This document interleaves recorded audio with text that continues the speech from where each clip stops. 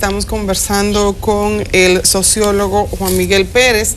Es una situación bastante estresante, no solamente para las personas que viven allá, sino además para el mundo que de una u otra manera, al estar tan conectado, tenemos presencia allá a través de nuestros familiares.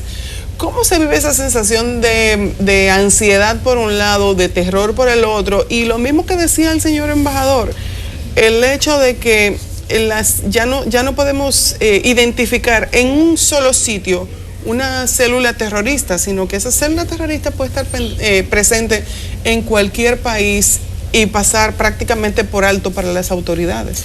En primer, felicitar la atención que está teniendo el embajador con sus conciudadanos. Ojalá que el Estado Dominicano pueda tener con los suyos aquí la propia atención. Dejaron morir a Claudio Camaño precisamente de nada, ¿no? Todo el sistema, todo el tinglado del sistema de salud pública en nuestro país no goza de los privilegios que él está ahora mismo otorgando a esos 2-3 ciudadanos dominicanos.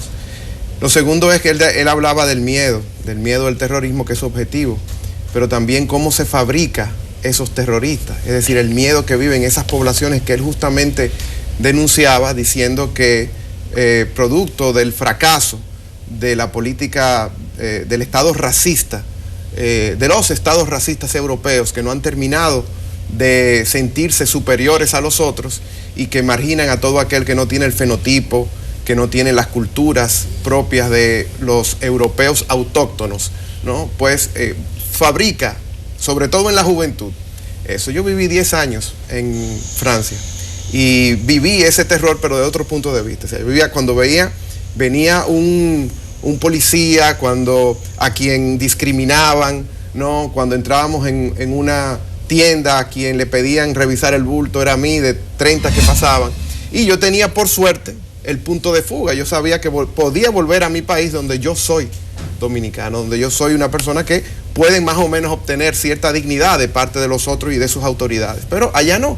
Es decir, ¿qué pasa con esos muchachos, productos de una segunda, una tercera inmigración, que viven el acoso permanente, sencillamente por tener la cara de una manera, por comer de una manera, por hablar de una manera, por practicar o profesar una religión de una manera, y cómo todo eso va creando, va fabricando la desesperanza, el desaliento, hasta llegar al último acto? Bueno, porque ese muchacho es belga o es francés. Exactamente. Sí, porque es una tercera generación de migrantes. Nació ahí, así, exactamente, y vivió y estudió y asumió esa sociedad. Así es. Porque durante muchos años en la República Dominicana, los partidos mayoritarios, los grandes, sacaron tiempo y recursos para instalar las escuelas de formación política, donde se daba cierto perfil y tinte de una tendencia ideológica que los separaba y los distanciaba, con los grandes partidos del exterior eran sus referencias y los traían inclusive a discursear las actividades de masa en los días de elecciones. Aquí eso quedó en el pasado, porque ya ellos dicen que todo es lo mismo, que lo que hay es un pragmatismo de saber cuándo mudarse, cuándo no mudarse.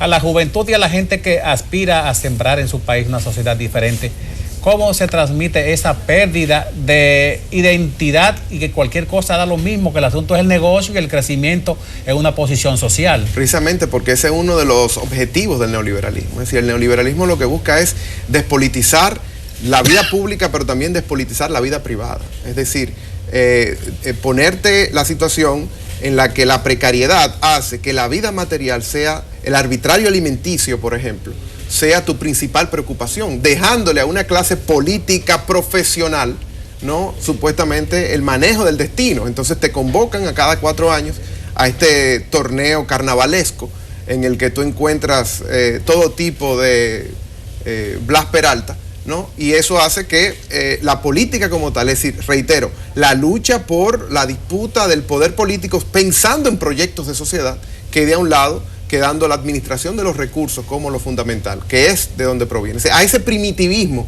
nos han llevado como pseudodemocracia, como sistema de repartición estructurado, ¿no?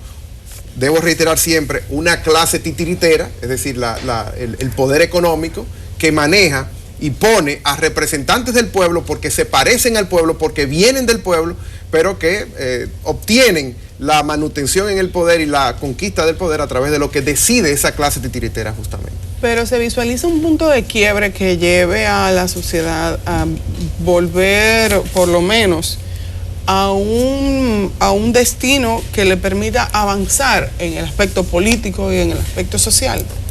Yo decía ahorita que no a la política dominicana le hace falta un o una retadora. Y eso todavía, lamentablemente, incluyendo los partidos que se proponen como no tradicionales, no existe. Han priorizado el tema de la corrupción cuando el tema esencial aquí es un tema de distribución de recursos. Por supuesto que la corrupción es uno de los derivados de eso, pero termina siendo un discurso muy, vamos a decirlo así, desequilibrado en relación a todos los problemas que tiene este país actualmente. Creo que hay una crisis, no solamente a nivel de la política tradicional, sino de la política no tradicional. No creer precisamente en la fuerza, en el prestigio, en el poder de las ideas para proponerle a este país otra cosa. Lamentablemente, ese es un panorama que no veo por el momento una distinción, un relieve que marque que puede haber una esperanza en los próximos meses, en los próximos años. Es el fin. En otros países de América, cuando se ha llegado a este momento, pasó en Venezuela, pasó en Perú, virtualmente es necesario reconstruir el esquema de la democracia con la estructuración de nuevas organizaciones políticas. Aquí no se ve esa posibilidad. ¿Cuál es la diferencia? Bueno, el problema es que el sistema político, tanto en lo formal como en lo informal dominicano, está estructurado precisamente para que eso no salga. Es decir, ¿cómo es posible que hoy no haya no hay un retador, no hay una retadora? Es decir, no haya alguien que por lo menos pretenda trascender el capitalismo, que por lo menos pretenda trascender el status quo. Por eso se quedan en la corrupción. La política anticorrupción, una política de mejora, una política reformista, una política de decir, esto va más o menos y puede mejorar con esto, ¿no?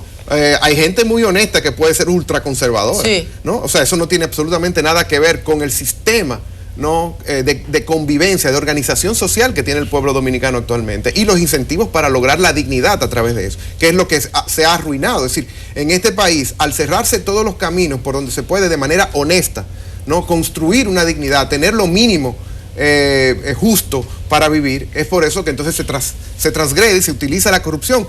Incluso un discurso anticorrupción en nuestro país como objeto de campaña es un discurso hasta contraproducente, porque es que al pueblo lo han llevado a tener en la corrupción, en la pequeña, ¿no? Las maneras de cómo hacerse de esa dignidad que se le niega por las vías o canales dignos, ¿no? El ciudadano, el votante común y corriente que en 2 meses tiene la intención o el deseo, la aspiración de asistir a un centro de votación y poder votar por alguien, la oferta electoral que hay, ¿vale la pena levantarse a votar para repetir aquel mismo CD con la misma cara, las mismas actitudes, las mismas actividades de empresa política? Mira, tú sales a la calle y ves muchas sonrisas en los afiches, ves la típica pasadera por los barrios, es un acto obsceno ir a la pobreza en los momentos electorales, únicamente en los momentos electorales, a abrazar niños, a tomar frío, a comer pastelito, a pasarle la mano a la pobreza. Es decir, es uno de los actos, reitero, más pornográficos que yo he podido asistir, ¿no? Cómo se utiliza, cómo se le saca provecho precisamente a la pobreza, muchas veces vendiendo discursos contra ella. Lamentablemente, yo no soy de los que voy a propugnar porque se abstenga la gente de participar. Yo creo que aún y a pesar de todo lo dicho, existen candidaturas que valen la pena intentarlo, que vale la pena decirle por lo menos con ese voto de protesta. Pero para eso hay que financiarse el tiempo de pensar y el tiempo de ser autónomo, y no todo el pueblo dominicano. Yo he criticado mucho la manera incluso en cómo se critica, valga la redundancia, el clientelismo. Pero las campañas electorales son para sobrevivir. Un nylon de una valla puede servir para una casa. 2 galones de gasolina pueden servir para el día de un motoconchista. Y todo eso es viéndolo, por supuesto, desde el punto de vista de la pobreza, de lo que, por supuesto, el sistema se alimenta. Pero con lo que tenemos y con la sociedad que tenemos aquí en la República Dominicana, ¿tú crees que se puede crear una conciencia tal que lleve a la gente a hacer un voto de protesta? Mira, yo creo que el día que venga aquí un proyecto transformador, uno de los primeros decretos, y me van a excusar que hable de colegas. Es transformar a esas televisiones, ¿no? Que precisamente andan entreteniendo al pueblo. Aquí hablan mucho de latinobarómetros, etcétera, etcétera, y siempre viven diciendo, bueno, que el pueblo dominicano es muy feliz. Para nosotros los sociólogos es una tremenda mala noticia, porque nosotros sabemos desde Pascal, que decía que detrás de las miserias donde se esconden, detrás de los entretenimientos donde se esconden las miserias humanas, ¿no? Nosotros vivimos hoy en Telemicro, nosotros vivimos hoy en el Pachá, nosotros vivimos hoy en una serie de distracciones, diversiones con las cuales ese agotamiento psíquico de la gente, de buscársela todos los días en un ambiente absolutamente violento, porque el hambre es violento, porque la humillación social es violenta, porque la violación de parte de las autoridades cuando te extorsionan al muchacho que sale de la universidad a su casa es violento. Todo eso hace que lamentablemente sea la cerveza, sea el ron, sea la banca de apuestas, sea el sexo, sea la música, los puntos de fuga, los puntos donde ellos tratan de resistir, no toda la violencia que sobre ellos recae socialmente. ¿Y qué exigirle a un muchacho que sale siendo bachiller de un cuarto teórico, se inserta en la vida universitaria con todas las deficiencias y las lagunas de esa deformación de la secundaria, y que solamente ve como ícono, como referencia social el político que ascendió, que disfrute de bienes materiales, pero en base a lo que se pudo robar? ¿Cómo exigirle a ese muchacho, a ese limpiabota que está en la esquina, que vea aquel cuadro de comparación, que sea un mejor ciudadano? Así es, yo veo eso todos los días, Franklin, en mis aulas universitarias, todos los días. Empiezo a las 7 de la mañana y termino a las 10 de la noche. Una lucha por la esperanza, una lucha por cambiarle el paradigma, porque entonces uno se sienta con ellos y analiza. Primero son élites que llegan a la universidad de sus barrios, es decir, cuando le pregunto dónde están sus compañeritos de escuela, sus vecinos, me dicen en Najayo, me dicen en La Victoria, me dicen jangueando, me dicen que están en una banca, me dicen que están en un salón, bajo condiciones absolutamente precarias, embarazadas, muchachas que están ahí, que no respetan sus empleadores, supermercados muy prestigiosos, sus derechos mínimos como mujer embarazada, ¿no? Pagándole salarios de miseria, organizándole la vida de los pobres siempre y cuando se queden pobres, ¿no? ¿Y hay pobres aquí? Bueno, eso es lo que, exactamente, cómo se radica, ¿verdad? Yo creía que ya no había pobres. Entonces, eso que son élites, ¿cómo cambiarle el paradigma? ¿Cómo ejercer dentro de nuestros espacios de influencia a otra República Dominicana? ¿No? Incluso una gran autocrítica a la UAS. La UAS piensa que los profesores uasdianos pensamos como que esos muchachos son estudiantes de UNIBE o de INTEC. O sea, todo el proyecto de aquel movimiento renovador que pensaba una universidad del pueblo para el pueblo, donde un ingeniero, un arquitecto pudiese darse las soluciones para mejorar la vida de la calle, de su calle, ¿no? Eso no se está teniendo en cuenta dentro de la docencia uasdiana. Yo creo que aquí todos los sectores, incluyendo la UAS, ha sido permeada, ¿no? Por esa despolitización, por esa falta de orientación, de sentido social hacia dónde vamos. Y lamentablemente eso es producto no solamente del liderazgo político, sino del, reitero, el liderazgo titiritero que maneja a esa clase política. ¿Y cómo se cambia esa sociedad? Bueno, teniendo precisamente en los actores que podemos tener alguna incidencia, hablar, pero no autocensurarnos, no privilegiar un tema en razón de otro, porque eso, de acuerdo a la cultura dominicana, me va a impedir llegar, ¿no? Aquí el tema, te voy a poner un solo caso, el tema haitiano. ¿Por qué tenerle miedo a las fuerzas progresistas de este país al tema haitiano? No, caballeros y damas que están hoy en día liderando el proceso político de esos sectores de izquierda, ¿no? Aquí hay otra generación de dominicanos y trae muy buena esperanza con relación, incluso es muy interesante en cómo esos jóvenes negocian esas formas diferentes de ver la vida con sus padres. Los respetan, pero no los siguen en los prejuicios que se le ha inoculado a la cultura dominicana. Y cuando uno habla con esos muchachos y muchachas sobre el tema haitiano, solamente hay que trabajar un poquito para saber que al final entonces prima ver al otro como un ser humano y no como el haitiano con el cual se nos ha enseñado siempre a ver la realidad del otro en República Dominicana. Bueno, pero tú estás diciendo que por lo menos en una parte de la población el discurso conservador que se nos repite día y noche, de madrugada, por una cantidad de medios de comunicación que no tiene proporción con la población, no se impone. Mira, nosotros nos han puesto a dividirnos entre sí. Te voy a poner un ejemplo clásico. El Ranger, sí. La cultura Ranger.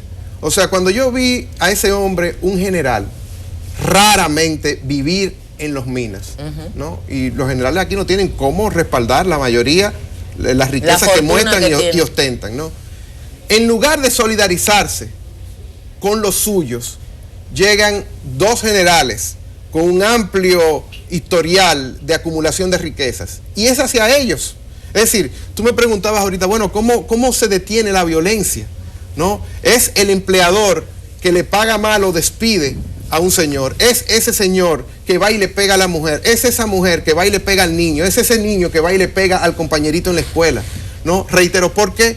Por todos esos canales que se han cerrado y que nos dejan en el arbitrario de sobrevivir materialmente, de salir con el cuchillo en la boca en un estado de primitivismo cultural, de violencia física, de agresión constante, porque sencillamente esa es la personalización de la violencia estructural que vive esta sociedad. Bueno, nos queda entonces trabajar con los niños para lograr una sociedad diferente. Él dice que los jóvenes responden. Los jóvenes responden. Responden a una influencia positiva, pero claro, no necesariamente. Hay que interrumpir la historia. Hay que la escuela, hay una gran tesis que es un error de que las escuelas cambian la sociedad. Eso no es así. Las escuelas fueron hechas para transmitir lo que las sociedades son, ¿no? Pero hay veces en los que las sociedades son asumidas, tomadas, ¿no? Por un liderazgo cambiante, uno que interrumpe la historia, que no es para consumir la historia, sino para rehacer la historia. Y en eso es lo que aspiramos. ¿Y cómo ve la clase dominante política de la República Dominicana, la presencia de los jóvenes en las redes sociales, cómo se opina, cómo se participa, cómo se hacen conquistas? ¿Lo ven como unos intrusos, como un deporte o como un desahogo? No, lo que pasa es que quienes participan desde el punto de vista intelectual en las redes sociales es una minoría clase media, ¿no? El uso fundamental de las redes sociales en las clases populares tiene otro tipo de motivos. Es precisamente, por ejemplo, es el like, ¿no? Es la foto, es el selfie, una manera como de reconstituir la dignidad, ¿no? A partir de la admiración, del cariño, del vínculo del otro, donde uno se queda más o menos igual, pero no es lamentablemente mayoritario. Mira, lo que se llama en sociología el etnocentrismo es la proyección, pensar que los otros son como uno. Cuando yo voy a mis clases, por ejemplo, de Lucamayma, yo doy por un hecho de que todos tienen teléfonos inteligentes con acceso a internet. Sí. Pero cuando yo voy a la UAS, tengo estas enormes audiencias, 75 personas, etcétera. Y yo pregunto, ¿quiénes tienen acceso a las redes sociales? Me dicen, bueno, aquí 5. Es decir, los muchachos están trabajando, están sobreviviendo. Por eso a veces cuando uno es crítico hacia el propio ejercicio de la profesión, y uno ve a algunos comentaristas que asumen en el imaginario de su ejercicio que todo el mundo vive como ellos y que tiene acceso a lo mismo bien, y tú tienes que decirle, no, hay otro país. Sí, hay que irse, como decía aquel personaje, a las catacumbas del pueblo. No se puede uno quedar e imaginar que lo que pasa en las redes sociales es lo que está pasando. Solo el 35% de los dominicanos tiene acceso permanente a internet. No, ¿y en qué forma lo usa?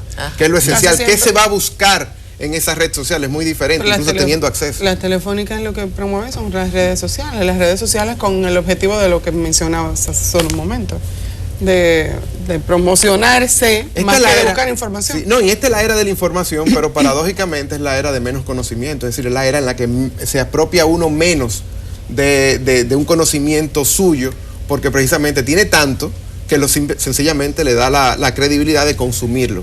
Y reproduce los estereotipos, reproduce la conformidad, reproduce la resignación, reproduce los temas que nos presentan como la agenda, ¿no? Aquí los temas se fabrican en las salas de redacción, que son muchas veces interesados por los propietarios de esa sala de redacción, y entonces establecen, por ejemplo, fíjate cómo semánticamente se manipula la realidad. Se habla de inseguridad ciudadana. Inseguridad ciudadana es no ir, es ir a un hospital y no encontrar una atención. Inseguridad ciudadana es que se les respete los derechos a un jubilado, a un pensionado. Pero se toma siempre inseguridad ciudadana de las perspectivas. Al 115 con la capucha. De la delincuencia.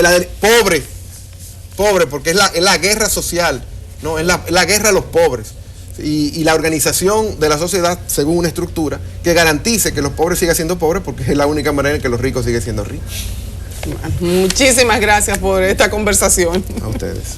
Vamos a una pausa, enseguida volvemos.